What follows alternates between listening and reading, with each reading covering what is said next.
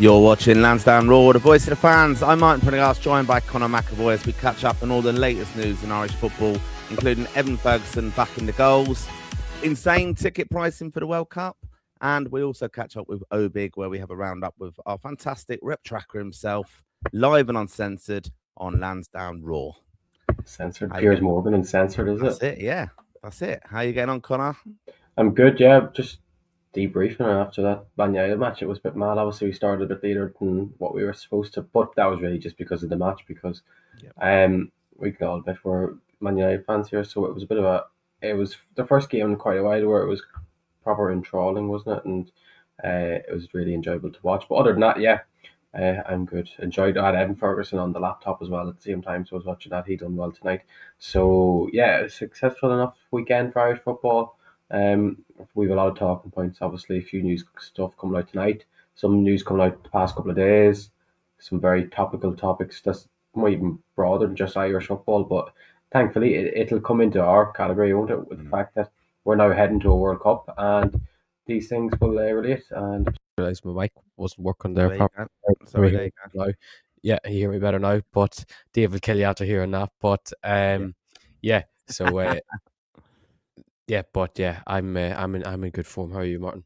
Yeah, good. Apologies there for the sound errors on Conor's part. Not my fault. As we've said often on the show, we don't have a production team. Dave's too lazy to join the lives anymore, so it's his fault. Just before we get going, again, welcome to Lansdowne Raw. We want to hear from you, the Raw faithful, this evening. Give us your latest views. Give us your views on some of the breaking news. Actually, we've got a little bit of transfer news to break this evening that we believe is going to happen very, very soon. Evan Ferguson back in the goals. Give us your views if you caught up with any players you thought standing out. And obviously, as Conor said, we're off to a World Cup. But if you do watch the show regularly and you have not subscribed, we're not happy. Make sure you do subscribe. If you want to support us a little bit more, check the show notes here, and you can support us by Lansdowne Raw Plus. For $4.99 a month, you can get extra content. That's Raw Retro, State of Play as well, was where we catch up with the kind of modern game. I think you've had a little bit of a chat, haven't you, about what have you chatted about recently on that, Conor? Just to let the Raw faithful know. No, the last thing was Dave. Me and Dave are doing something tomorrow, so it'll be out tomorrow on the Premier League situation. But it'll make it very enjoyable because he's big into his back in Liverpool, no matter what's nonsense. He's not into player power or anything like that. But yeah, I'm looking forward to having a go with Dave about that and his magical takes that he's so confident that always end up being a bit maxed out and winning Young Player of the Year.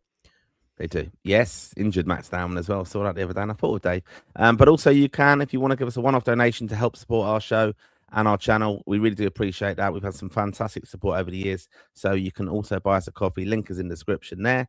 That's another way you can help support us. But also make sure you have subscribed and you like the show and you share it as well, nice and wide. We're also on Spotify, so you can listen to us on that as well. And for those of you who have kind of probably been long-term kind of viewers and supporters of the show, we've got our wonderfully enjoyable advent calendar to celebrate the festive season. Conor and I came up with a wonderful idea. Dave was very anti it, to be honest, because he doesn't like Christmas. Oh, Jesus, don't start messing around with the backdrops now, because Dave will go mad. But we went with an advent calendar idea where we've done a lot of top fives. We've hit some vlogs out of Conor on that, some videos of us when we met players, just reminiscing, a bit of nostalgia. We've got the really good video of the lads when they were over in Hungary. I've still got FOMO about that. But I'm hoping there's a bit of FOMO from you there, Conor, with my friend, with that new addition to the collection. Do you like that one behind my new shirt? Oh, Callagher vs Hungary. Oh, that's a nice one, isn't it? To get. How much did you pay Queevy for that?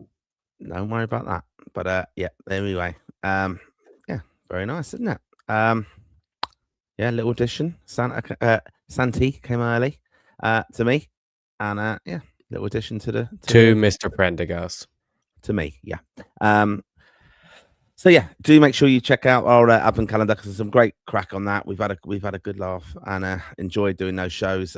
Lots of early morning starts, recording them, and yeah, just to kind of get them all stored away and released on these various days. But yeah, been great fun, controversial as well. Some of them are top 5 cult heroes is coming out. I think was out today. Was that?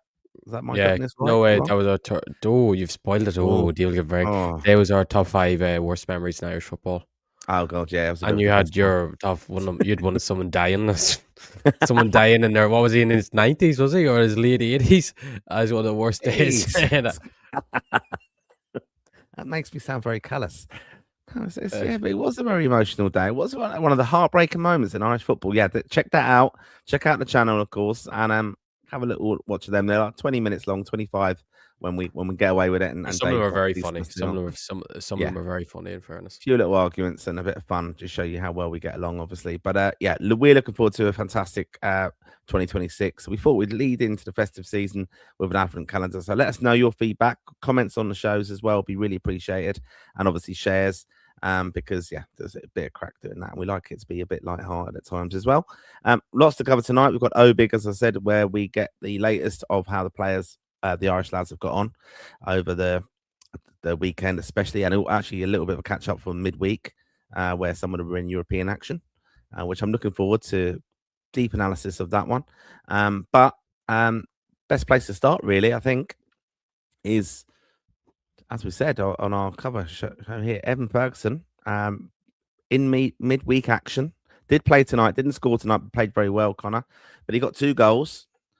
I'm not sure who did he get them against. Some kind of were they top opposition or no, some pub team that went on lost to St Mirren in the cup final. That was, weekend. Yeah. But We'll first of all, I'd like about that as well. Yeah, well, before I go, I was going to congratulate the Irish lads there, but we'll do that after. But yeah, great win for Ferguson on Thursday, because usually we do a midweek roundup, Martin, but we were just too busy last week and we couldn't get to do our midweek roundup, which you would have been delighted about with Cod getting his assists and stuff. So unfortunately, you were probably a bit depressed, but we'll get probably that in IBIG and stuff. But yeah, I thought Ferguson last Thursday night was absolutely exceptional. His link-up play, his hold-up play, even I've seen him play a lot better, but it was one of those days. It was when he got his chances, he took them. And the reality is, he never really gets his chance with Roma. It's one of those things. I don't think it's goals. It's so stupid. Football can be at times. All people care about is goals and who scores the goals. And if you don't score the goals as a striker, no one cares about what you've done. Whilst I'm the type that I like to be entertained for 90 minutes. But like today with United game, Matheus Cunha, I thought, and Semenyo, in fairness, for Bournemouth, but I thought Cunha was by far the best player on the pitch for what he was doing. I thought, just a pure entertainment wise, that's the type of player I like, even if he didn't get the goal, which was great that he did get in the end. He was rewarded, but I feel like Ferguson was finally rewarded for what he done, for what he's been doing, because I think even though he was getting a bit of abuse, stick off Gasparini, which I do think was more of a motivation tactic than anything. Because he was saying about how Ferguson needs to do more, more intensity, do more, score goal. And then he was saying after in his post-match, saying, finally we've seen the Ferguson that he's been showing in training. So obviously he's absolutely outstanding in training, and you see him in a pre-match warm-up, and his finishing is on another level. I've never seen anyone finishing that is at that level. It's completely elite. But it was just about getting the chances, and he wasn't really getting the chance at Rome. Like, when you were thinking of all the previous games so far this season, I can't think of 2 or even 3 chances where he's had big chances that he's scuffed at, that you're like, oh, how's he not scored that? He's not taking us up. He just wasn't getting any opportunities. And obviously a player can do more, but he wasn't doing it. But then he got 2 chances on Thursday night. First one was probably the ideal way to get a goal, wasn't it? Just to tap it in. But if you watch back that goal, he completely does. I think it was Scales. It was in the end with the first. He dummied to go backwards towards the edge of the box, and then went to the goal, which put Scales off. And then Sule put it across, and which he tapped home, which was lovely. And then the second goal was absolutely outrageous. Sule put the ball in the box. I don't think he actually meant for Ferguson, which sums up what the way Roma's service to him is at the moment. And he took it first touch out of his feet, gave Scales no chance, and then he fired it in the bottom corner. And then you had the stupid commentator, sorry, he's not stupid, but probably didn't do enough research, saying the Drogheda native that supports Celtic scored when he's a Man United fan from Bettystown, which is really poor. And I put that tweet out. A lot of people agreed, and a lot of people disagreed, saying about, well, Drogheda's right beside Bettystown, but that's like telling someone from where I'm from, 5 minutes away from Armagh, that I'm not from Monaghan, I'm from Armagh because I live 5 minutes away from someone saying, or someone from Kildare being told, oh yeah, you're from Dublin because you're from 5 minutes away from Dublin. Like, it's just like, you should just know. Everyone knows he's from Bettystown. Even David Dunn could tell you that. But then tonight he was I thought he was really good as well. I think tonight he was overall better in terms of all round play. He looked really, really bright, was always looking to get on the ball, linked up really well with the players around him tonight. I thought Roma were a lot better as a team this evening, done really well. And the only problem he really had was there was a number of times he got himself in really good positions where he was in around the 18-yard box or in the 18-yard box, and the Roma players, instead of maybe lifting their head up and trying to find Ferguson, they were trying to throw a few dummies, trying a few Cruyff turns, a few flicks, and like, you can understand when you're in those sort of positions, they're not ones that you'd be screaming at the players saying pass the ball, pass the ball. But if they did lift the head up, Ferguson would have been a better chance. But in fairness, he did have one real opportunity when Kone passed across from, but the defender made a great block to stop it really going in. And then he had another from Wesley, which is funny. Some player just called Wesley from Brazil, isn't it? Squared it across him, and it would have been like a bit like the Celtic goal the other day, but slightly further out, just maybe around the penalty spot. And the ball was behind him, so he kind of had to scoop it from behind him and just went straight into the keeper's hands. It wasn't one he couldn't put any direction on. And then, yeah, but the thing is, 90 minutes he got, Martin, which was another really big step forward. First time he's played 90 minutes as a Roma player. Probably will do him the world of good, getting 90 minutes of leg and a bit of backing maybe from his manager, giving him the 90 minutes overall after kind of being out of favour, kind of being in and out of the team, doing really well, obviously, on Thursday. And I thought he would have only played maybe 60, 70 minutes tonight, and then they would have took him off. But the fact he got 90 minutes at the end probably is a good sign that he is wanted at Roma, and like all the players around him, really. Pellegrini and Sule got taken off, and I'm looking forward to know how he does against Juventus at the weekend, because that'll be a real task. But it could lead to more opportunities because they're away in Turin, I believe. I'll just double check here now. They're away in Turin on Saturday night, which will be actually, that'll be a great game. Look forward to watching that. Fourth in Serie A against fifth in Serie A, which will be a real test for both sides. And obviously, you wouldn't expect them to have much of the ball. Well, you'd expect them to have a little less of the ball than Juventus anyway, so he'll get a few opportunities on the counter-attack, and he will get a few chances, and it's about taking them, because like, obviously people are talking about sending them back to Brighton already, and like, I think it's crazy. Like, people are saying, like, all these articles were really pissed me off, Martin, over the last couple of weeks, saying, Ferguson's definitely going back. Roma have made their decision already, and it's like there was about 4 or 5 games at minimum between now and when they could send them back. If he scored in every single game, they're not sending them back. So that no decision had been made. It was just a story people wanted to get clicks out of, and I think he proved on Thursday night that he is the right man, that the man they do need up front. It's just he hasn't had the opportunities, and hopefully he'll get a chance against Juve on Sunday, because we don't want him to not score again for another 3 months for Roma, because then it will just fall apart. His confidence will go. But yeah, I'm really happy what's happened over the last week. I'm ramble on here, but it's been finally something to be optimistic with the best player to play for Ireland, Martin, in the last 15 years. I've said it before and I'll say it again. He's just such an unbelievable footballer.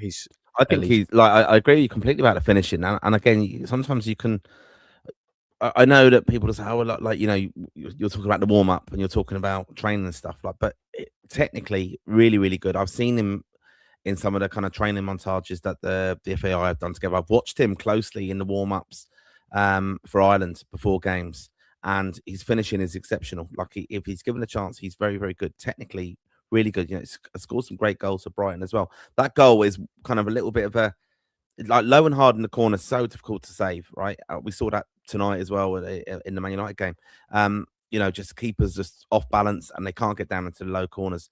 I think he has got that technique down, and it's like a pass into the net. It's such a lovely, calm finish and controlled. He doesn't like thrash at it or anything like that. So, you know, it's brilliant that he's scoring. Those kind of goals as well are very clever goals, the ones he scored. And hopefully now he does go on a really good run again, and stays fit, and getting 90 minutes, like you said, tonight is a key thing for him as well. So, yeah, look, we need everyone fit and firing for March, of course, and looking forward to the game up against Czechia first, and then hopefully that playoff final. We're going to have it all covered here in Lansdowne Raw, of course, and the build up, and it's going to be a really exciting year for Ireland going into 2026, and we're going to have it all covered here. So make sure you do subscribe and you do like the show.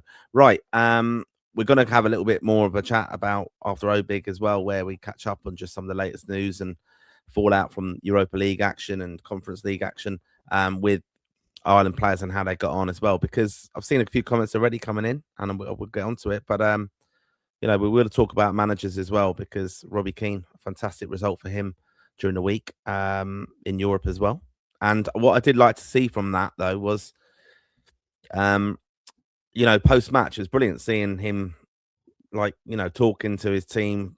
People that kind of went viral, didn't it? This kind of they've had an incredible run in Europe. I don't think they've lost a game. So unbelievable. And obviously Callum O'Dowd, as I've said to you, Connor, he's starting to play well. Fantastic assist. And yeah, so another really good result for them against Rangers. He played so well that he got dropped at the weekend, and there must be something on that, though, mustn't there? Yeah. How is he not weird? so... He doesn't play at all in the league. I mean, he might have started maybe one match, but it's obviously they're putting your priority, and he starts that, and then, but it's not a good sign when he's only 30. Like that in modern day football, he is only 30. He should be fit to at least play 30 minutes at the weekend. But I know he struggled with injury, but yeah, it was a superb assist, Martin. I thought it was where you see that he is a natural winger, like you've seen a bit of that step over and then driving past the fullback. Must have been Tavernier, I can't remember. But it was a lovely ball. And then Vargas scored the winner. But yeah, superb from King Cod, or Captain Cod. But he's not Captain Cod anymore. He's just a cod. But yeah, brilliant for Robbie Keane. His celebrations after on the sideline, people are loving it. And even his interview done with TNT Sport after, saying about, would you get these memories if you managed in the Championship? I don't think so. You can see that he's loving the route he's going down in management. He's loving being at a massive Hungarian club where the fan bases are crazy, and in a league that I know they're expected to win every game, but there's huge pressure on him to go and win every game and get that job done. And he's adored now in Hungary for what he's done, unbeaten in the Europa League. They're guaranteed to go to the knockout stages. I think they're 1 point off top, which is I think Aston Villa might be joint top, just because they've drawn a couple of games. But that's a big result, beating Rangers 2-1. We always love to see Rangers lose. As people always say to me, especially when I go abroad in English, do you support Celtic? And I'm like, no, I just dislike Rangers. You just can't stand them a lot. But yeah, he's done a really good job, and great to see him getting one over on Rangers. And you can see how much he's adored in Budapest / Hungary, and I think it's the only way is up for him now. But it'll be interesting now, because I don't think he can achieve much more with Ferencváros after the season. Unless he thinks, we'll go and qualify for the Champions League, but there's still, what happens if you don't? It happens again. What happened this year where they got knocked out and they're back in Europa League. So I think it'll probably do as well as they possibly can in Europe this year, win the league again, and then he'll move on to new pastures, which maybe another step up in Europe, or to even a Premier League club, if that's what the next level is, because it doesn't seem like he's too keen on the Championship. But I do know money talks at that level, and the money you will make coaching a Championship team, particularly a top Championship team, or even a team that maybe get relegated, maybe if Wolves go down, I'm sure they'd offer him a lot more money than what he's on at Ferencváros. But yeah, really impressive what Robbie's doing. I think the CV of Robbie's really interesting, because he's obviously a lot of controversy as well. But Robbie's been quite clever with, he's a UEFA ambassador as well. He's done a lot of that coaching analysis for them. He's a world star ultimately, and you think back of key moments, obviously playing in World Cups, Euros and things. And he's very, very well respected in football. And he has got that star quality and profile. And I think he's underappreciated a little bit in Ireland in some respects. And I know there's, like I said, a bit of controversy, but the CV does stack up of winning things at different clubs, and his experience of European football as well will look great in time again. You think of, I think of kind of the thing of the generation of footballers similar to him, like Rooney, Gerrard, went straight into kind of management jobs. Even Carrick, in a sense, as well, got opportunities with Championship clubs. Didn't really work out straight away. Lampard's doing very well now, of course, but Robbie, I know he's flirted a little bit and he's been with a few different teams, but going off and doing it in Europe is a massive test, and he proved a lot of people wrong doing that. Do you think he's benefited a lot from his career, though? Because he's so well cultured in his career, playing in England, playing in Scotland, playing in Italy, then obviously became a cult hero / one of the greatest MLS players of all time. So it has helped his career. I think it's helped him even these every time there's a European draw or things, they bring out these ambassador stuffs. He works the room very well. He's very politically astute, I think, in football politics. That when you're Not in Irish politics.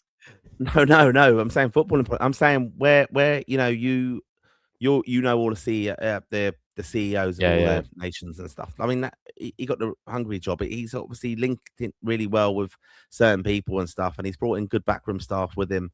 And it's just really, really well connected. Like he knows all all these Italian ex-footballers. Like footballers who from that generation who played in Italy, are world stars and things like that. So he can. Even Soccer Aid, I'm not joking. This sounds really ridiculous what I'm saying now, but Soccer Aid, he is like you can see he absolutely loves that when he does that, doesn't he? And he has all these world stars, and he can go. Someone's look, this is my CV in the game. I do think Dave's actually right here. Dave says, I think Robbie just loves the game full stop. I think that's exactly why he's. Yeah. I think that's why he loves going to all these events and loves managing and loves playing in Soccer Aid. It's because he just loves playing football and loves that feeling of winning. I think that's why he does so well in these charity matches. Even when he goes back and plays, was it AC Milan played Spurs a couple of years ago at the new stadium in Tottenham, and he scored in that as well. He's the greatest charity game player of all time. He just scores for fun, but it's because he loves football and he obviously keeps himself fit.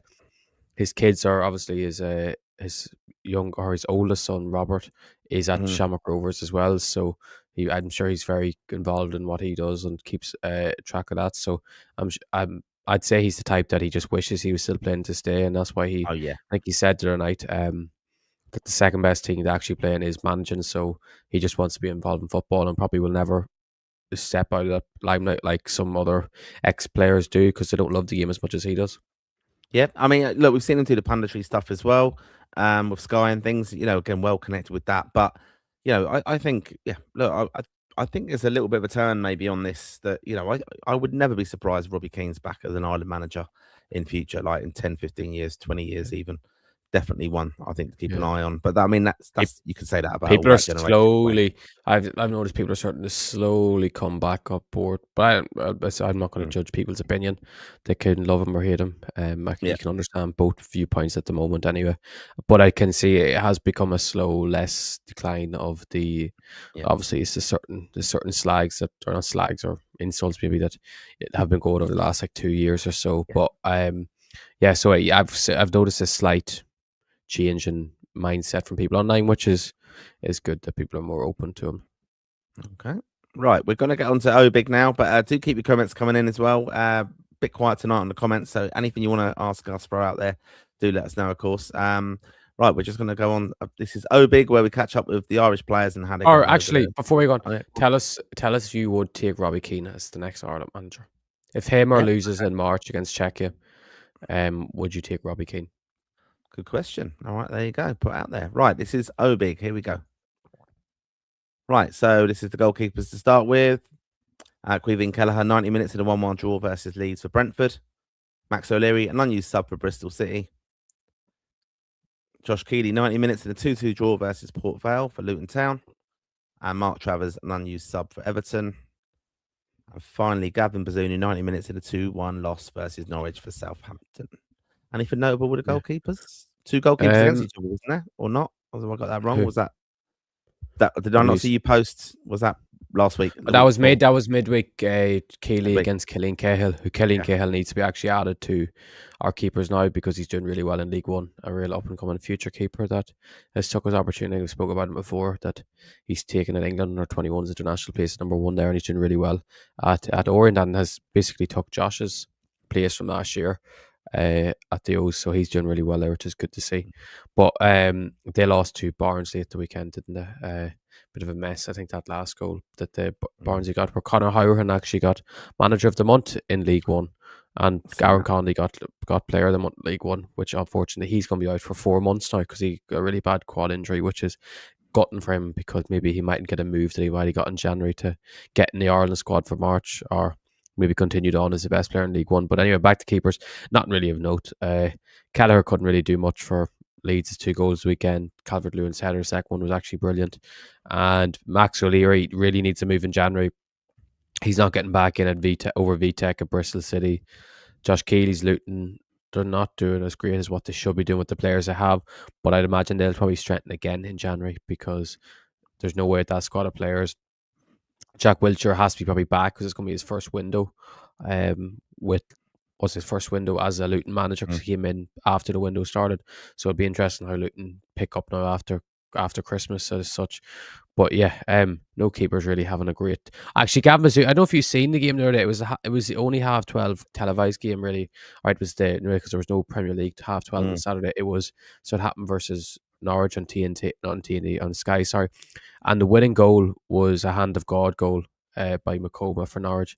The ball was coming across the box, and whatever the fella had his hand out like that, and bounced off his hand and went past Bazunu, which was very unlucky for Bazunu. That's probably describes Bazunu's luck the last couple of years at Southampton. The fact he's conceding a handball goal, which if there was VAR, it would have been ruled out, but the referee or the linesman didn't notice it. But yeah, it was a bit unlucky for Gavin's perspective. All right, okay. All right, well, that's the goalkeepers. On to the defenders. Robbie Brady out injured at the moment, Preston North End. John Egan, 12 minutes in a 3-1 win versus Millwall, and I think he took the squad over to Dublin, I think. Seamus Coleman, injured at Everton. Nathan Collins, 90 minutes in a 1-1 draw versus Leeds for Brentford. Matt Doherty, 69 minutes in a 2-1 loss versus Arsenal for Wolves. Joshua Honohan, injured at the moment, Shamrock Rovers, but a bit of news coming up on him. Jake O'Brien, 90 minutes in a 2-0 loss versus Chelsea for Everton. And Andrew Omobamidele, 45 minutes in a 0-0 draw versus Lorient. Darragh O'Shea, 90 minutes in a 3-0 win versus Coventry for Ipswich Town. Liam Scales, 90 minutes in a 3-1 loss versus St Mirren in the Cup final for Celtic. James Abankwah, 83 minutes in a 2-2 draw versus Wrexham for Watford. And Jimmy Dunn, 90 minutes in a 3-1 loss versus Borough for QPR. Callum O'Dowd, an unused sub over the weekend for Brown Farros. And Mark McGuinness, 90 minutes in a 2-0 loss versus West Brom.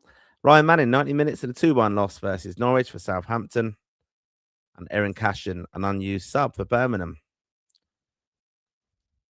And Selmo Garcia McNulty, 90 minutes in a 1-0 win versus Fortuna. And Will Ferry, 90 minutes in a 0-0 draw versus Motherwell for Dundee United. And Corian Darba, 74 minutes, 1-0 win versus Pisa for Lecce. Yeah, that's probably a good place to start, Martin. Yeah. Corian Darba, his full Serie A debut. Congratulations to Corey. Played 74 minutes at left back for Lecce in their 1-0 victory over Pisa. Done very well by all accounts. I didn't see the game, but suppose he done quite well. A big moment for him because obviously made the brave step going from Kilmarnock to Lecce in the summer, which was definitely the surprise move from an Irish perspective in the summer. No one saw that one coming, and seems to have settled in well. Seems to have impressed well so far. Plays at left back and played centre half also, and got the opportunity that he's been waiting on Friday night. And I say just congratulations to Corey. His a big day for him. Playing in the top 5 leagues is no easy feat, and hopefully he can start to play more and more now, and he will be a real option then for Ireland. Like when you see the likes of Robbie Brady still not back, Cod is, as much as I want him to be in the picture because I do think he should be in the picture, we just cannot rely on his injuries. And I could say how well he's doing now. He could be scoring and assisting every game. There's a liability that he will pick up an injury in February time and he's out for 2 months, and so it is important to have options. Ryan Manning, I didn't actually include that. Sorry, he actually scored for Southampton. He scored the equaliser, scored a real cracker. For them against Norwich, really good finish. I'll go to just Omobamidele next. The man was certain to be retiring from football by the age of 25 for the first time for Strasbourg, which is great to see. Definitely this season. I don't know if he did last year, but he started 3 games in a row, which was huge. And then he came on at halftime on Saturday, which was a big thing. So the 45 minutes wasn't that he got taken off at halftime. So he started 3 games in a row and then he played 45 minutes at the weekend, which I'm delighted to see because honestly, he could go on to do huge things in the game, and I do think he could go on to be our best defender because he just has it all to be a top player, and it's just he needs a bit of luck with injuries. So I'm glad to see he's starting to stay fit. And the reality is, he's the type of player, if he has a really good season, maybe another good season at Strasbourg, you see who's our other owners are, Chelsea, and he could magically make the step up to them. But obviously it's hard to go to a club at that level, but especially when I've been quite disappointed with Collins this season, to be honest with you. At club level, he hasn't been as good as last season. I thought he was a bit shaky at the weekend. It wasn't a fault for any goals or anything, but it didn't look like the same Collins that we've been seeing the last 2 years at Brentford, where he's looked absolutely exceptional. But I'm sure it's just a period. He's a rough period he's going through. It's not even a rough period because he's not playing terribly. He's just not. Instead of being, he's been like, it was like a 7.5 every week. Now he's playing like a 6 or a 5.5, which you wouldn't expect really out of him. Matt Doherty made his first start for Wolves at the weekend since October against Arsenal. I don't know if you've seen the game, Martin. He actually played quite well. It was kind of one of those games. It reminded me so much of Ireland against Portugal in Lisbon, where we just sat back and offered nothing going forward for 90 minutes, and Wolves literally just absolutely nothing. But defensively, he was very solid up against Martinelli. 69 minutes in the legs. He'll probably start again this weekend because he done quite well, which was good to see. So I'm glad to see him get minutes because I know he gets a lot of stick, but he's still a Premier League player, and I know he's at a club, probably not Premier League level anymore, but he's doing quite well. James Abankwah started for the first time in quite a while, played it right back for Watford. Fortunately went off injured after 83 minutes. Hopefully it was just a cramp or a slight knock. I didn't see what actually happened. And then the transfer news, Martin, which has been broken by Dan McDonald today, that Josh Honohan will be heading to Lincoln City in January to my good mate Cornell, who's a legend. 500k he's signing for Lincoln for. Rovers rejected a 600k fee in the summer, but obviously it worked out fine enough because they went and qualified for the Conference League, which would have made more than that money off him, and he'll be joining them in January. It says that he wants to make that gamble and go to England and to go to a club maybe because he has interest from championship clubs and wants to go to a club there. He's guaranteed to be a starter straight away, so he can hit the ground running and probably help with his Ireland chances. And Lincoln are third in League One at the moment, really good side. They've Jack Moylan there, who is as Cornell would call him, Jack Messi Moylan. He is an unbelievable Irish player, ex-Shells lad. Goal and assist weekend. His goal was top quality as well off his left foot. He's a player who's definitely, I can't see him not being a championship player next season anyways. I think he's top class, and Honehan will probably look at that pathway, have a good, what will be, end to season, maybe a full season at Lincoln if they don't go up, and then get to move to the championship or maybe a different league abroad, because we've all seen with him in the League of Ireland and in Europe, he's not a League One level player. But the thing is, it'll take a bit of adjustment anyway going to England. It's a different style. The football is different. The schedule's more grueling as such. But I know what probably does help is the fact he was playing in Europe the past 2 seasons, where you are playing twice a week, so you're getting used to that schedule. But yeah, he's missed the last couple of weeks through injury. It'd be interesting if he plays this last Conference League game.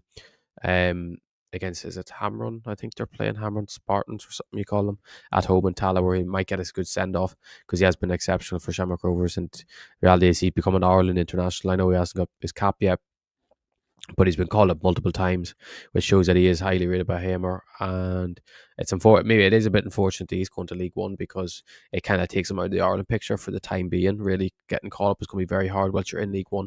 But I think he's a really good player, and I'm surprised someone like Robbie Keane actually has to come into Ferguson Forest, having maybe they can't afford the wages, because the reality is you're probably going to make more money playing for Lincoln City than you are playing in the Europa League with Ferguson Forest, which is quite crazy to think, isn't it? Because the money in England is just crazy, and you only have one career and you have to make the most of it. And the thing is, he could easily, if he tore his ACL next season at Rovers and then never got a new contract, what do you do? But at least when you're playing in England, you're kind of secure if you're playing in League One, like especially a high-end League One club. Yeah, I think it's a good move for him. I think they've read as well as add-ons as well for Shamrock Rovers, possibly what he goes on to do. He's 24 as well. You know, a good player. We've seen some players move as well in the past. You know, like I think of like Dawson Devoy did it, didn't he? When he was a lot younger when he went over that time and didn't really, put up much of a fight. Was it bad? Oh no, he did. No, he did.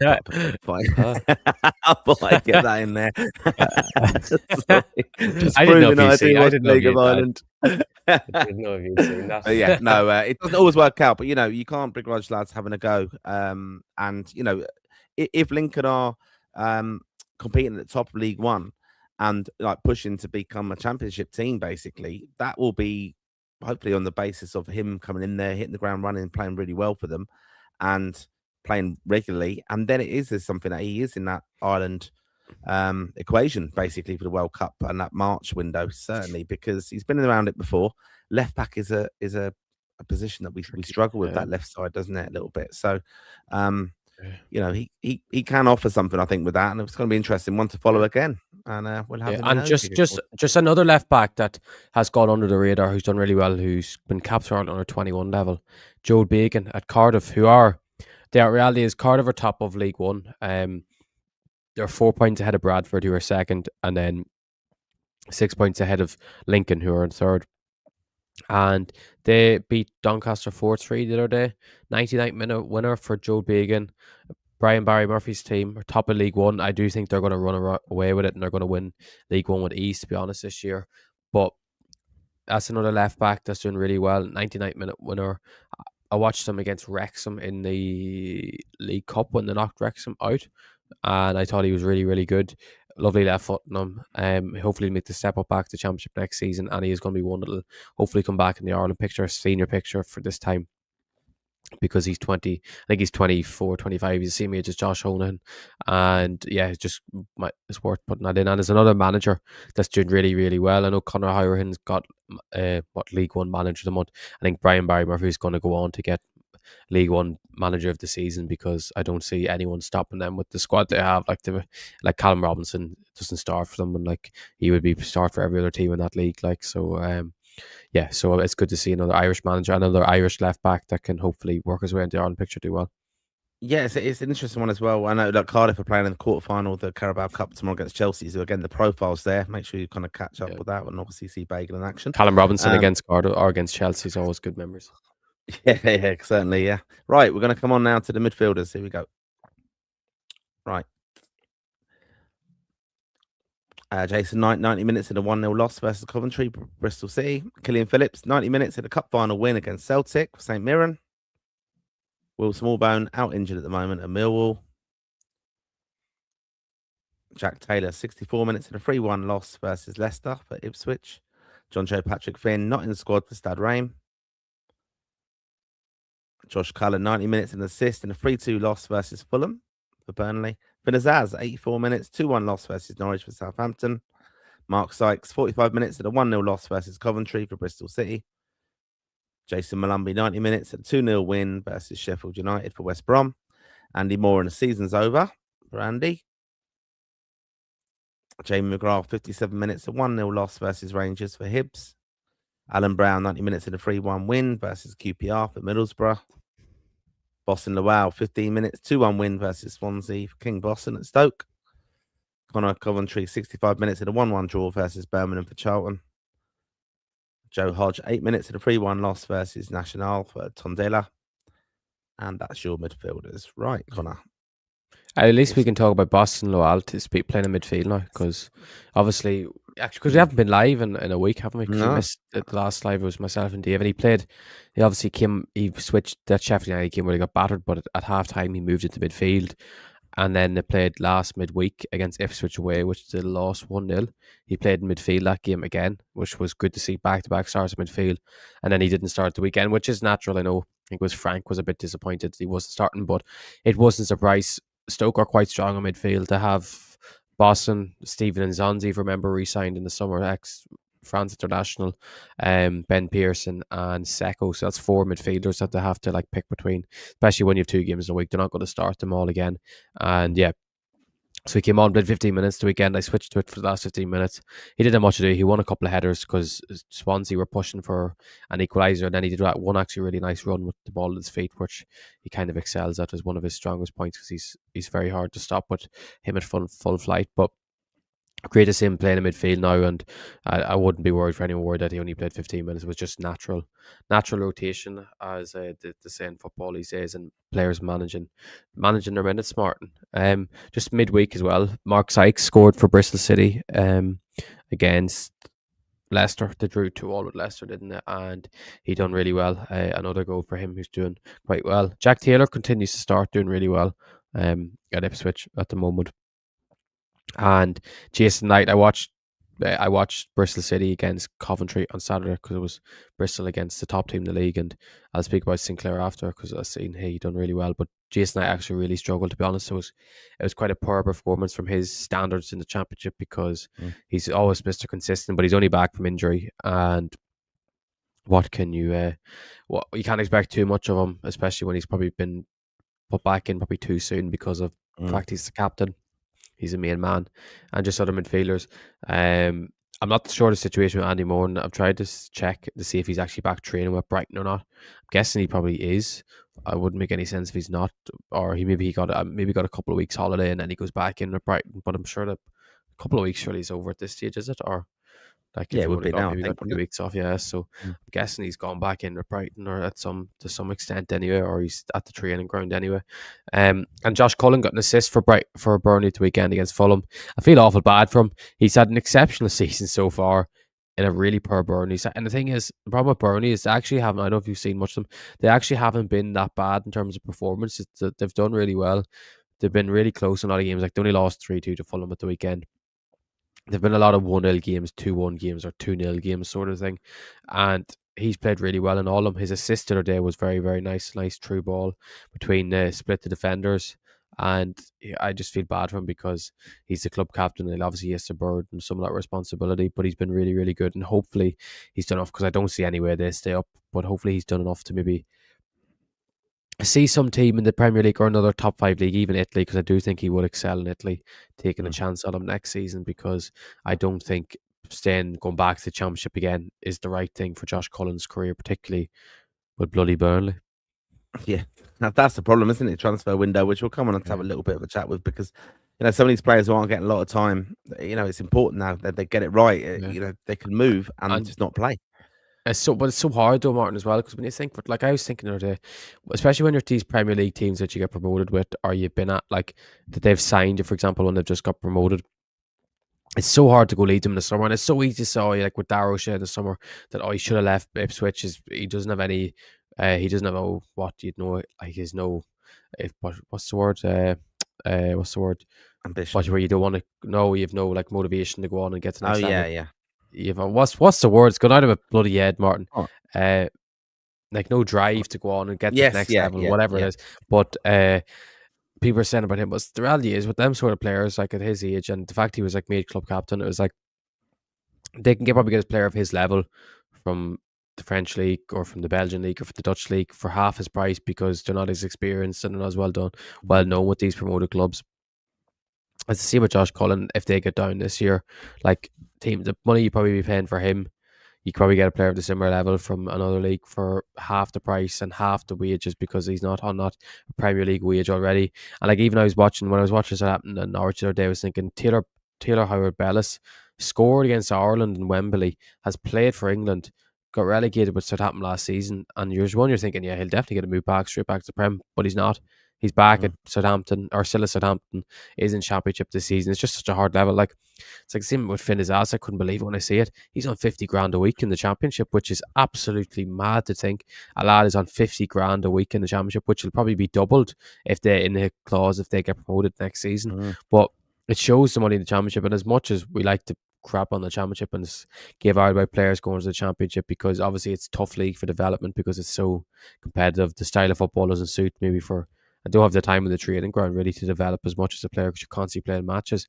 But it shows just the money is there so much, and it's such a hard level to like balance between what do you go from there. Like, is he going to get, what, for example, Finn Azaz get 50 grand in Serie A or Ligue 1 if you went there instead? Definitely not in the Portuguese league. Like, so it's such a hard position for these players, because it is a career at the end of the day, and it is your job.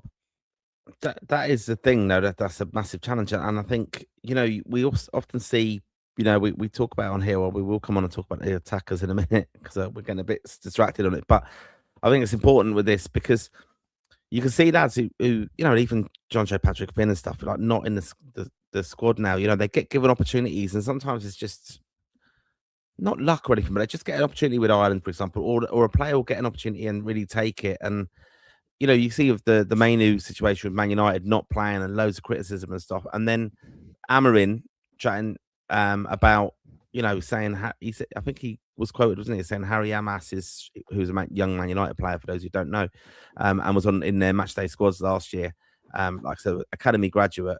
But he's saying, oh, he's really struggling at Sheffield Wednesday, and yet he got their player of the month, Harry Amas, and there was another player as well from Man United, Cheeto, is it? I think.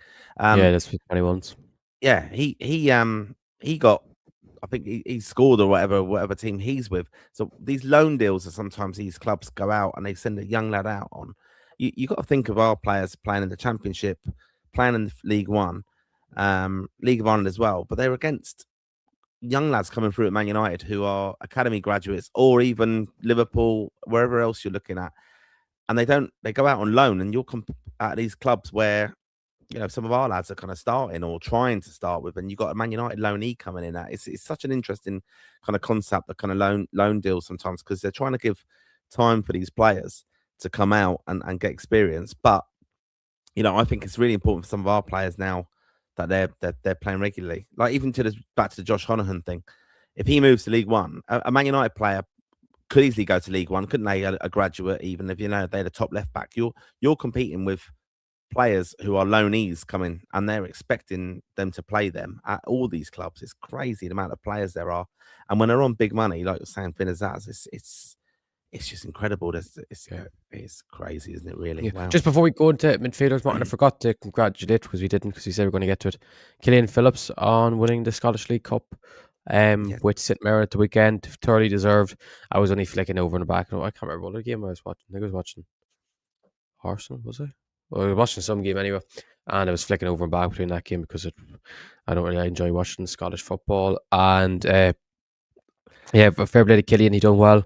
3-1 win himself, Roland Adowu and Tumi's Sobowale, ex-Waterford defender as well. So congratulations to them, well deserved, and good to see Celtic knocked off their perch a bit for once. That I know the manager situation here. We'll have to come on to that. We've got to do the big attackers first, and then we'll have a little chat about a little bit more about that cup final, because I did kind of try and catch a bit of it. Right, here's the attackers on Obig. Right, Fessia Basele, an unused sub for Istanbul Başakşehir. I'm saying that right. Evan Ferguson, 90 minutes in a 1-0 win versus Como tonight. Adamida, 15 minutes, 2-1 loss versus Stoke for Swansea. Casey McAteer, 12 minutes in a 3-1 loss versus Leicester for Ipswich Town. Troy Parrott, no game for him at AZ Alkmaar. Sammy Schmodic, 26 minutes, 3-1 loss versus Leicester, but good to see him back. Sinclair Armstrong, 90 minutes in a 1-0 loss versus Coventry for Bristol City. Mikey Johnson, 89 minutes in a 2-0 win versus Sheffield United for West Brom. Rocco Batta, sadly still out injured at Watford. Tom Cannon, 20 minutes in a 2-0 loss versus West Bromwich Albion for Sheffield United. Chidozie Ogbene, again, still sadly out injured for Sheffield United. Michael Obafemi, not in the squad for Bochum. Tyler Goodrum, 26 minutes in a 2-1 loss versus Preston North End. Adomo Amaku, 28 minutes and a goal in a 3-1 loss versus Hull for Millwall. Johnny Kenny, 55 minutes in that 3-1 cup final loss versus St Mirren. Louis Barry, out injured at Sheffield United. And that is your attackers. Not many goal scorers, Connor? No, but a lot to decipher there. Just on Michael Obafemi, because I spoke to someone, a Bundesliga person the other day, and it seems that Obafemi's definitely going to be going back to Burnley in January. And I asked why his attitude or something been a problem, and he said, I think it was a bad idea from the start. Bochum signed him in the final hours as a backup plan. Obafemi moved there as a third or fourth choice. Plus, the team has a new coach. Results have improved, and Bochum are going to try and sign new players. So obviously, when he signed for them, it was a different gaffer, different thing. So it was just a terrible last minute decision, because obviously the Turkey thing didn't work out, where he would have probably went in and been first choice, and then the Germany thing, which I do feel bad for him, because it seemed like it was agents held him back. So he might have to get himself a new agent in January, because I do feel bad for him, because I'm sure, I know a lot of people like to discredit him. I'm sure he really wants to get the Ireland squad again for March and then June, but it's going to be a real hard way to get into it now. But I think there's not a lot of Irish goal scorers other than the two big boys. Obviously, Troy didn't play at the weekend. Obviously, Evan's just Evan. He's always there himself. hopefully Ogbene is back soon, just from attacker's point of view. Louis Barry's going to be going back to Chef or Aston Villa in January. He's out injured at the moment, and then he'll probably go on loan somewhere else.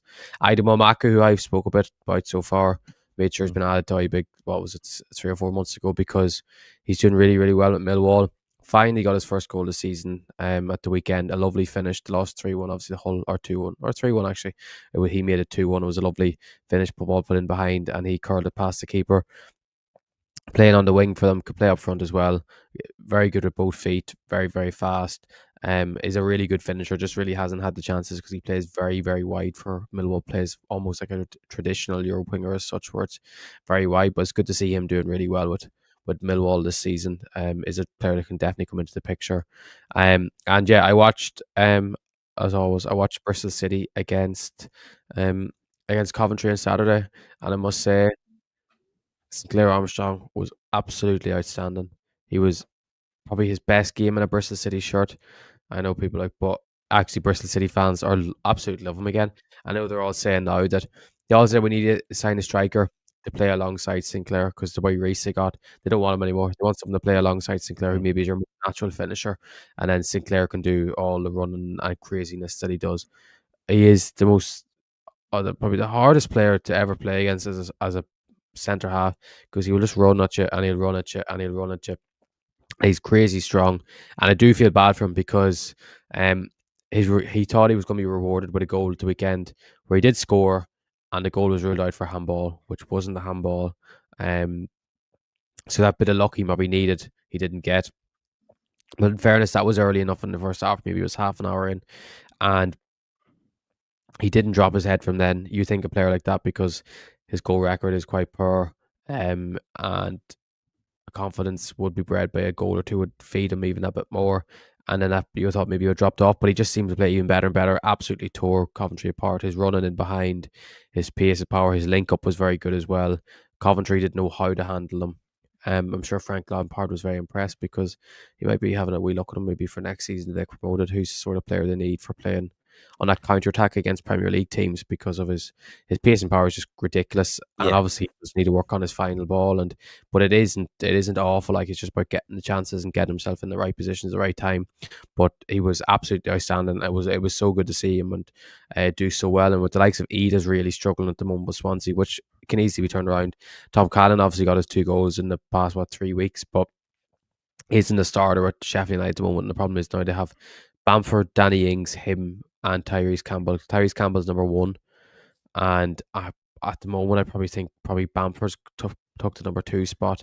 I know they play 2 up front now at the moment, but anyway, but then it's between him and Danny Ings, maybe who's the first sub coming off the bench or who's going to be starting in maybe the second of the midweek games or something. Which is going to be, I don't know what the situation he will do, or he'll see himself maybe in January if he wants to go somewhere else, maybe because he needs to be at Myanmar if he wants to get back maybe into the Ireland squad.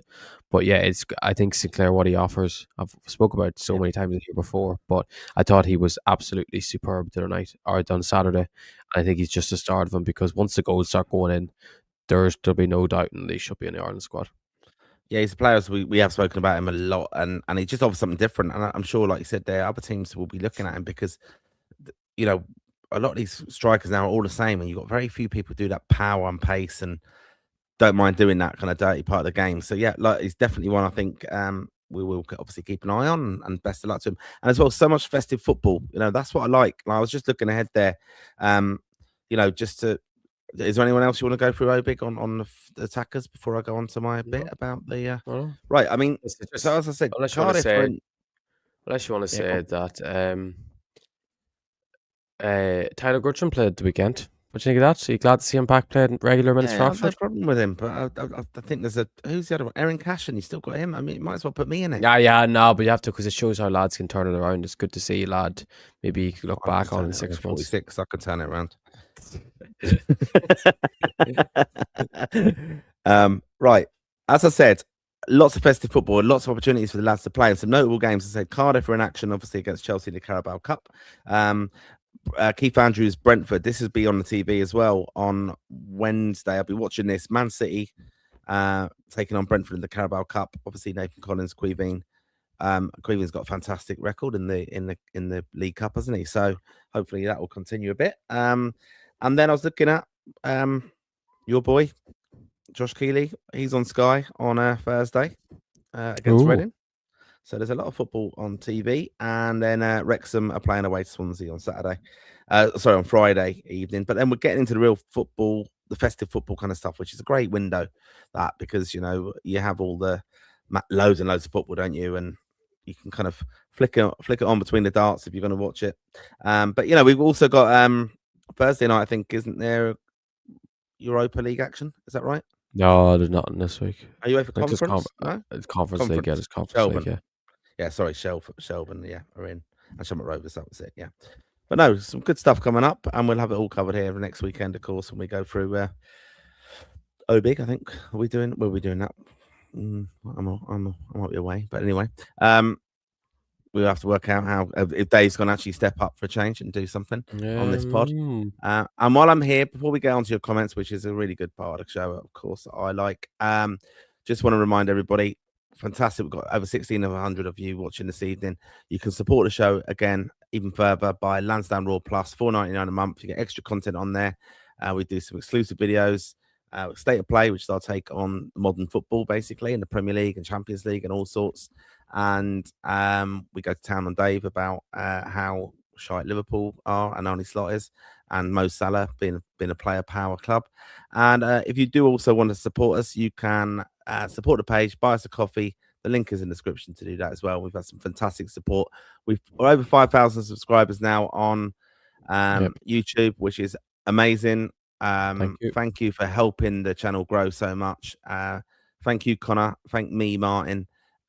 Dave, thanks for your occasional input, especially because I know the live shows is what people do tell us they love the most. And not just the lads who can head off to these foreign climates and only celebrate the glory of watching Ireland score in the last minute and win games. By the way, Martin, what do you think of this?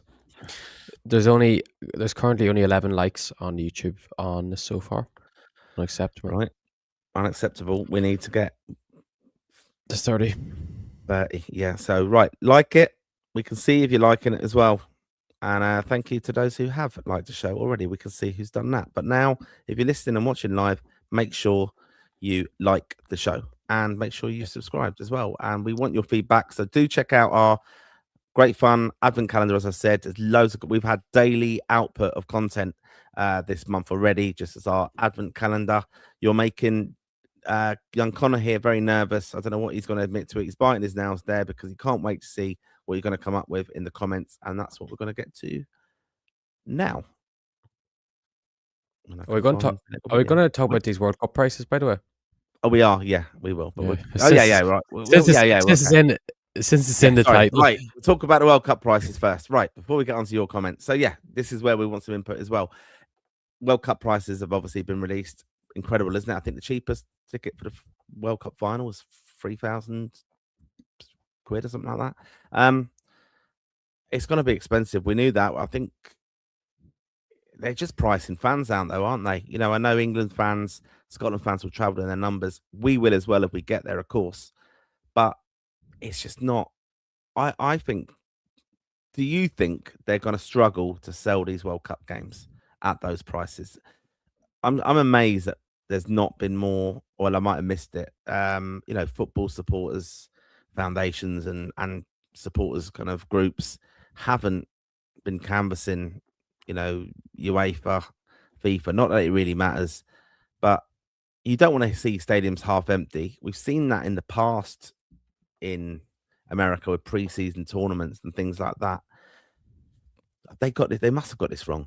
Like, it's just too expensive, isn't it? I don't see how people can afford to go to these games. It's ridiculous. And we're in a credit, as a world, there's a credit scandal, isn't there, or crunch system, whatever it is going on.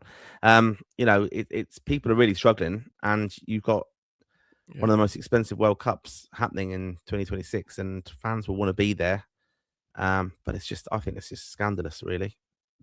Yeah, just sharing. Can you see my screen here? This is what a Scottish journalist has put up, just about the tickets prices from the initial World Cup 2026 bid document submitted by the three countries, published in 2018. Tickets were $21 and $31 as promised. only semi-finals and final above 1,000 were the ticket prices, which is mad to think that all these ticket prices have magically shooted up, Martin, which is crazy to think that tickets that you could get for 21, even like the opening game, $60 they could have got for Cat 4, which I'm sure is up in the gods, but you'd still get that. It's crazy, Martin, that all these ticket prices are so much. I'm just trying to figure out what if anyone else has put a clear one out for the ticket prices. There it is. There it is now. Like look at that Cat 1. 2007. I know that's probably the opening match of like the opening match, the Mexico opening game, but like Cat 3, 560, like group match is $100, which isn't awful, but it is the gods. And like I think the prices will be even more, and that's only if you're such probably going to be maybe if you say you're in really good loyalty scheme with the FAI or with your Scottish FA or the English FA, that you're going to be guaranteed the lowest prices, because if not, you're going to be getting off resellers, which won't be the hardest World Cup to get tickets for, because there'll be so many resellers that'll have tickets, and there won't be the big huge demand because the prices, maybe for one-off games people like to go, but it won't be the same people looking to go to every game, because unless they've saved up ridiculous money. But like that is absolutely mental money, isn't it? It's mad money. It's but there's no way of, I can't see how like anyone can subsidize it, for fans, and it's not like when sometimes when it used to happen, like when you see like Man United in Europe, for example, when an Italian team maybe are charging them €100 or something. Man United, like what was it, like 20's enough? The Germans do it, don't they, or something, or 30's enough. And then you see the club kind of subsidize it, or they do kind of parity kind of deals with, we're going to charge you exactly what you charged us. I know these World Cups cost a lot to put on, but what it brings to the country, tourism and the expenditure and travel, that's just scandalous. And the resale market will be there, but it will be, people will choose games. They won't be able to go to all of them from the affordability thing, I don't think. And even then, you'll be going on the resale websites. I can't see they're going to be losing out money on them unless there's, charging ridiculous. Like that's just the official FIFA price. Like that's that's the face value prices they're saying it is. Yeah. And if you buy those, and if you get tickets now for Ireland's games, like Ireland's games at the World Cup, if we get there, and then Ireland don't get there, you can sell them back in the ballot kind of thing, but you lose for a 15% fee. So it's ridiculous. Like they've got you whatever way you want. Because tickets are open now, aren't they? I think so. Part of the sales and things are all there. So it's just so unfair on fans, and you've already got expense to go in there, living there as well if you're going for 2-3 weeks, and people are just going to have to pick games now, and that is a difficult thing for people who've, I know people, we know people who go home and away and not miss any Ireland games in years, and they might have to make awkward decisions now. It's just not affordable for them, and that's a real shame of it, because these events do attract, corporate sponsorship, corporate interest, corporate ticket sales, where people go, and you don't have the same atmosphere because it's not genuine fans going there. They're event junkies. They're going to it for that. It's going to be very, very weird like that, I think. But that's it. That's just the modern football, isn't it? And I think a World Cup, when it comes around, there will be interest. They will sell these tickets at these stupid prices, but who genuinely is going to be able to buy a resale ticket and paying that money for them? I remember I was lucky enough, I got tickets for the final at Wembley, the European Championship final against England versus Italy, but I got them, they were resale tickets, but I thought, well, it's a final, and they were a lot of money at the time, but I thought, it's a final, it is a one-off thing, but they weren't anything like that, to be fair. Like they were. And that was the one where it all kicked off, because Dave's lacked security, as I said the other day. It's terrible. No, but like it's mad, like, because even like, I know what the worst thing could be. Say, for example, the English FA, because they're money rich, or some other FA in Europe, subsidize tickets to fans for some extent. They paid 50% of each fan's ticket or something like that. The FAI would get absolutely crazy abuse. So why should, and the reality is they can't afford to subsidize fans unless a sponsor came in and there's a sponsor for the tournament that somehow figured a way of subsidising fans. But like the thing is, like, and the FAI can't plan until we're actually there to what way it would go. Yeah, but I don't know. Like, it's just such a hard position for fans. For be lucky enough if myself and Dave are in a press box for it, for example, or something that doesn't. But they'll probably charge an entry fee into the press box for the first time ever. But no, but again, the problem is with the resale thing as well. If you're traveling in, like, with, I'd be loving to attend if it was bringing my son with me, but that limits me as well. If I'm trying to get them off a resale site, and then they'll all be popping up when they're all over the place. But if you're trying to sell them, then I'm limited. I've got to get two together because I'm going with my son. So that makes it really, really difficult. There's no like concessionary prices for a kid going, I don't believe either. So, on that market, it wouldn't be. So it's just they've just got every. Yeah. They keep acting like it's like they're saying it's like all a million Taylor Swift concerts, and that's what you pay for a Taylor Swift concert. But you don't travel across the world to see Taylor Swift. You don't pay for flights to go to Mexico City. But like it's just I just don't get it. It's just ridiculous. And then you have like Infantino praising fucking Ferdinand going on like how great this is and having their peace prize and stuff, which is all well and good having a peace prize, but you're not creating much peace by scamming people out of money. Good to see Jimmy Carragher calling it out and Dara McAnthony was calling it out in Sky Sports. But hopefully things will go about, and hopefully maybe the players might help out or something, because I remember actually last year it's probably well worth saying it on here rather than on a tweet or something. But I know I have a mate that works for Everton, and they had a team night out. They were out working with the team. It was a pre-season game or something, and they all went out after. And Seamus Coleman put $2,000 behind the bar for all the staff to have a night out themselves. So maybe the players might chip in, come up together and say we'll all give $1,000 each or something to help subsidise fans. And if you had 25 grand for all these fans to cover all the group games, and it was 25 grand taken off fans tickets, something like that might help. Yeah, I mean, it's something that you would hope, given the exceptional cost that we're going to be likely to incur there, that you can work something out, or sponsors can think of that, because that is a big thing. I think that's kind of shout out I would say, is sponsors of, do an event over there, but have a free event on for fans, Irish fans who go in, like an Irish fan park or something, and a free drink or whatever, just something anyway that you could put on for help people with that, because traveling over there, the ticket prices alone are just an absolute joke. But that is the way of the world now. I mean, look, we're seeing lots of comments coming in on this, like talking about like comparing it with like Taylor Swift concert. I know it's a World Cup, it's a one-off thing. All those tickets, the prices of concerts now, ticket surges and things. The thing is, they've got haven't they? They've got a market, so the tickets will sell. Someone will spend stupid money on these things. It's not as if you can collectively boycott stuff. I mean, the Germans have done it. As I said, German clubs have done a fantastic job over the years where they've done that. But it's just so hard to do it. And I do feel sorry for fans like that. Just one other thing, Connor, we were going to chat about. I mean, it's Celtic. We did speak about the cup final, Connor, if I've still got you there. Yeah. Martin O'Neill, step down, your favourite manager. Step down as Celtic interim kind of manager.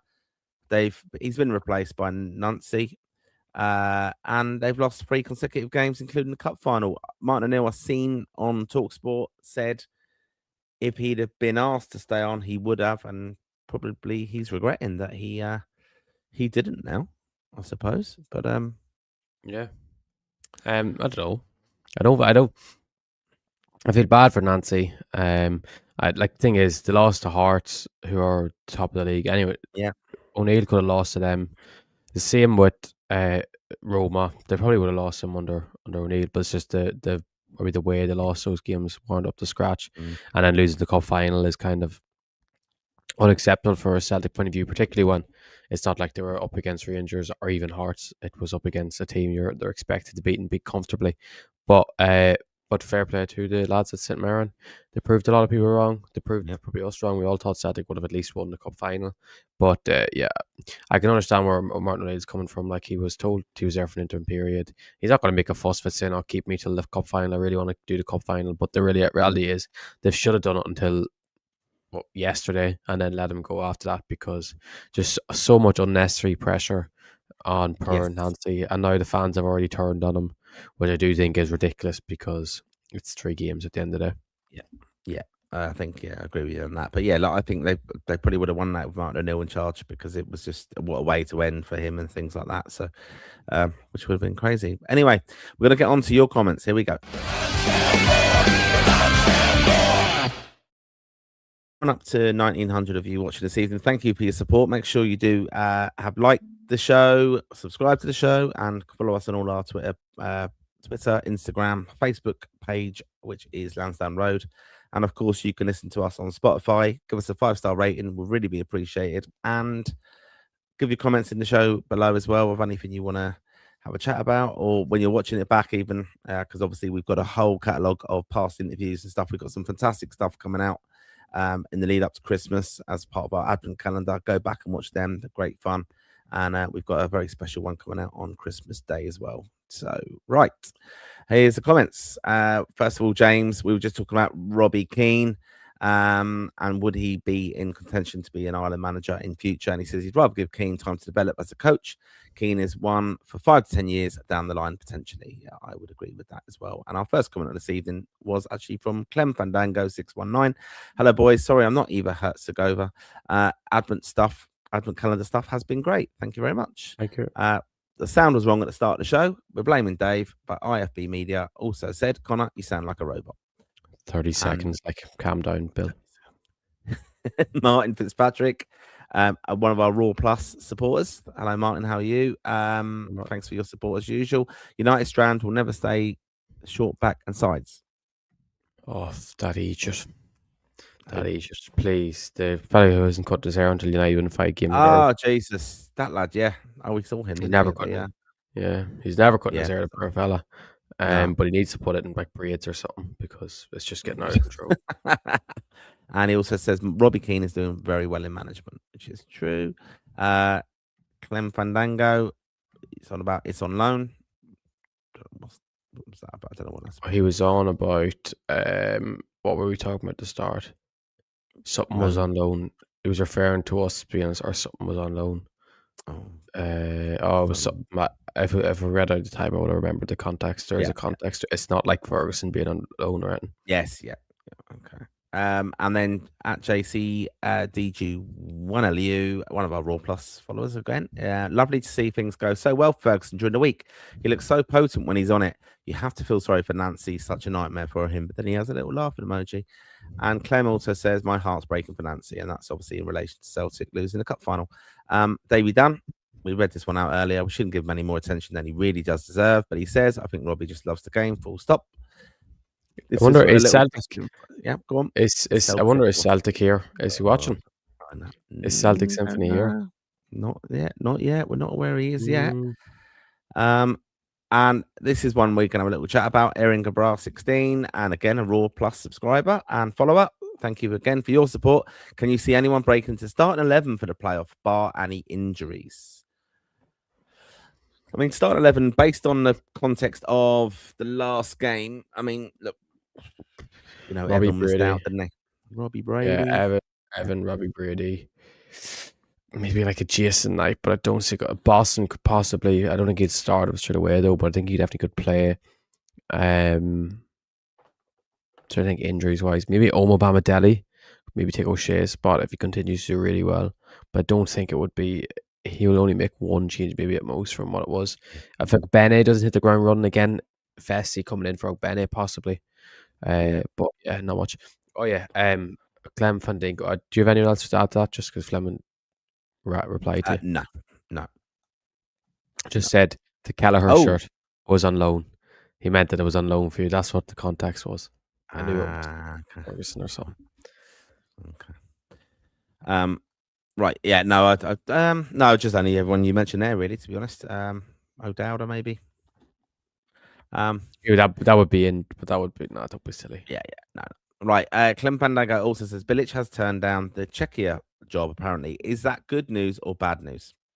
Oh yeah, we were supposed to speak about that as well, but it ended up being talking about things. No, but we were supposed to about the start. Yeah. But yeah, weird, isn't it? That he's turned down that job.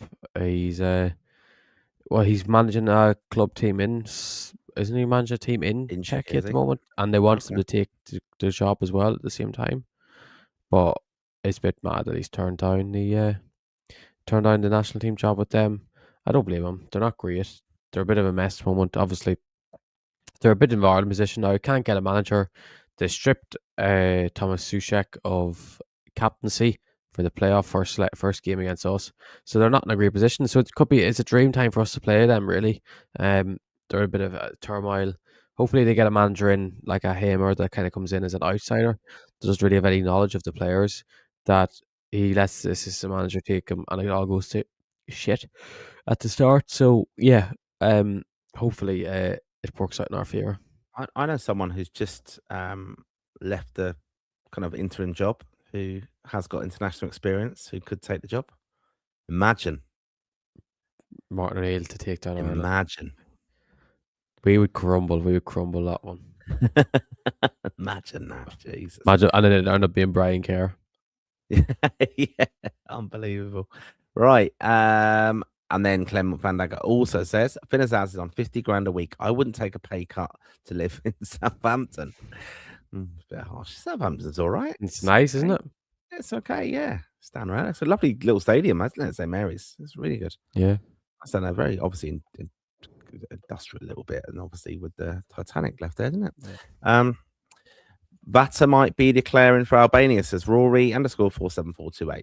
And his dad has met with the federation there. Have you heard that? Did you see what Rudy said? No. Hold on, I'll pull up the quotes. Rudy loves a bit of tension. That's all I'd say. Like what? Not who? Right, Rudy or JJ's dad? Oh, stop with Joe. Oh, he gets called out so much now, doesn't he?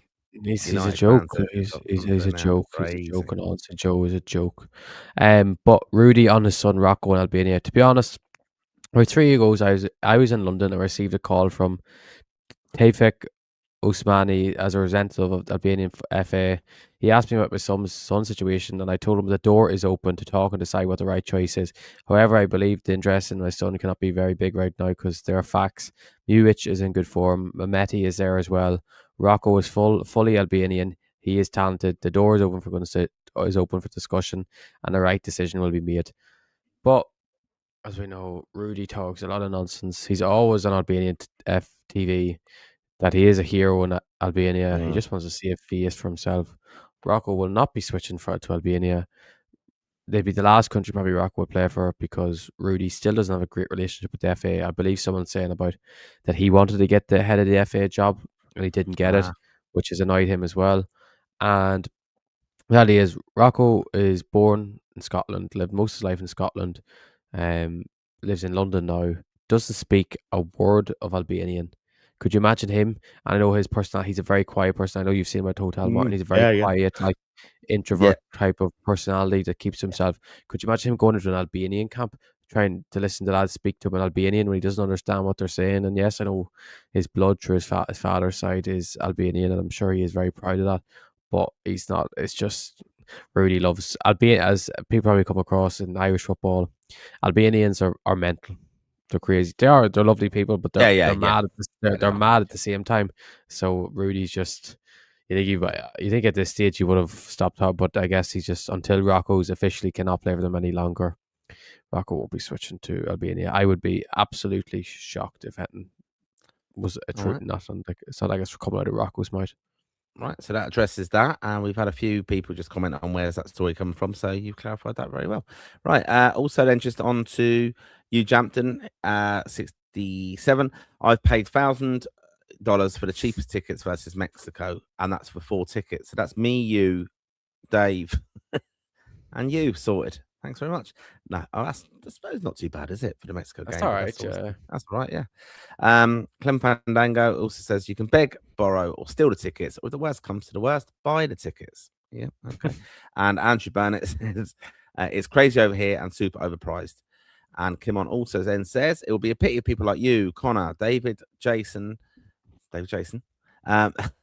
Owen, etc., who are the biggest Irish fans I know, won't be able to go to all the games, whereas all the plastics will get all the tickets. Okay. Don't worry, we'll all be there. We'll be there. We will be beg stealing. Jason will find a way of just hiding somewhere, and he'll be in the toilets waiting before the game. You know, like people do, it's like hiding in the toilets overnight. So they go in the ground the day before, do a stadium tour. They just lock themselves in the toilet for 72 hours or something. So he gets in. That's Jason. Very true. Yeah. Clem Van Egel just says the English FA have to haul out Wembley to Coldplay. No way are they going to subsidise the fans. And I'd also pay not to see Taylor Swift now. Right. Self-confessed behaviour. I'm a self-confessed. I'm a Swiftie. Are you? Yeah. I've got 2 daughters, mate. That's. It doesn't mean you are. I have to be. In my house, I have to be. I think that was my, that thing on Spotify in your channel of top. I think it's that. You're Wrapped. Yeah, Wrapped. Yeah, I think she's in the top 2 anyway. I think that's just. But is that from you playing it for your daughters on your phone? I have to admit, I do like a bit of Taylor. You're God in the head. That was one of the best concerts I've ever been to, but maybe that's because I was with my daughters and stuff. So just what a fantastic dad I am. No, it was absolutely brilliant. I'm not joking. It was. As a show. All right. I think that's over. But yeah, look, I can understand the tickets. And I did also go to Coldplay, and that was very good. Better than U2, as I always tell Dave. But not yeah. Hard. No, exactly. Come on. Sorry, Keith Moore then says only 8% of tickets are to be allocated to national bodies.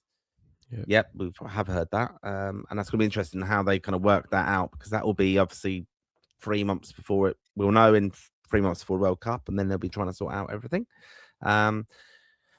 Keith also says, the need to share your social media activities in certain circumstances. Oh, yeah, I've seen that. That was interesting, wasn't it? Dave started tweeting loads of nice things about the USA and Donald Trump. Bring back Sepp Blatter, I say. Yeah, that's something. I mean, I'd say that sort of thing was probably more of USA's rules rather than rather than the FIFA, like, because they're strict immigration rules at the moment. And Kim On also says some people won't go because it's in America, like my dad's uncle, e.g. example, who did most away games from 2002 to 2018, but now finds it harder because of his age. He told me he'd go if it weren't in the USA. And yeah, I mean, just on that is like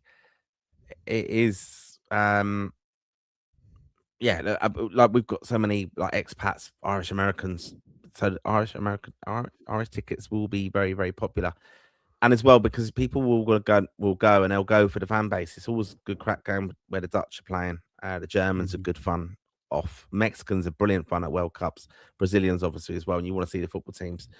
A World Cup is just a festival of football, as we know. And I've been to a few, and it is just great crack. But you will find, a lot of clues. And back even to South Korea and Japan, a lot of people did like the Follow Island tickets, and like Japanese people, we would see the same people near us, and they were following Ireland. It was unbelievable, and that's why you see the fantastic relationship we have with them all over there. Kim On also says Batter would be a big loss for us.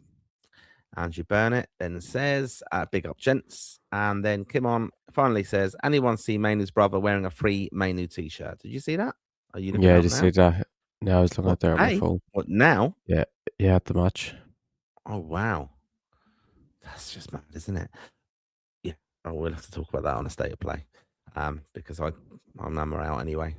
But anyway. Right, thank you to almost 2,000 of you watching this evening, supporting us. Hope you enjoyed the show. Make sure if you haven't already subscribed to the channel, please do so.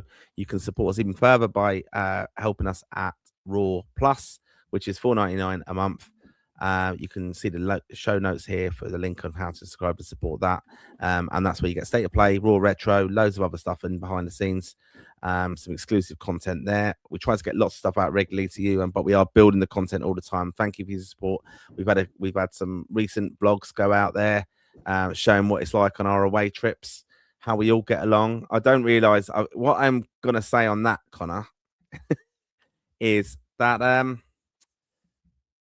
sometimes I'm with you and Dave, and sometimes our conversations. I I don't realise he's videoing all the time. Yeah, he told you. There was a video of Jason said to me at the last time I seen him in Dublin saying, "Oh, it was so funny when you called David Gimp."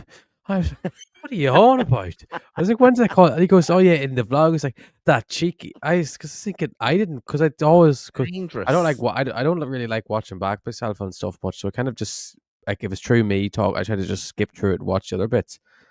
And it concludes it all. He's an idiot. He's an absolute idiot. Includes it all. And I was like, Dave, we have to be a bit professional here, but he just loves to include it all. Maybe it's just the lack of the lack of editing he wants to do. He just wants to put it all in. We did one in when we went to Portugal for the game. Was it Gibraltar, I think? And we were there and we had a conversation. Basically, I was moaning, taking the piss out of you too, and all this stuff. And I didn't realize he was recording it all and stuff like that. But anyway, that's just it. So yeah, it was good crack. And there's a few little comments here just to come up finalize the show. I think Vata would have to wait 3 years before he can switch. It won't happen, I'd say.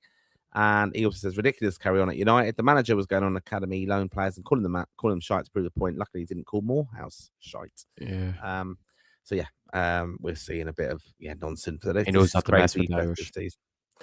No, it's a bit crazy time of year, but yeah, as we said there, do check out our advent calendar because we've worked really hard to get a lot of content out to it. It was a great idea to do, and different ideas, and some of the stuff has really helped us as well grow the channel because we are gonna go a little bit into kind of deep dives into some of those topics, especially because some of the feedback we've had, and we it's a busy time of year for everybody work-wise and everything like that, and we know it's a very important time for people spending with family or maybe have lost family. We still support Heads in the Game. It's costing me an absolute fortune every week now with our goal scorers. Great idea, Connor.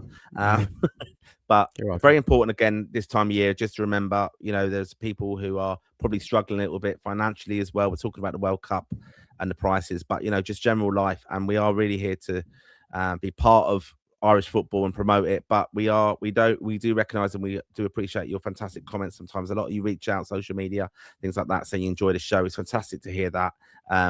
But we are always here as well. All our social media platforms, all the messages are open, and you can reach out to us. Any ideas, share even nonsense if you want with us.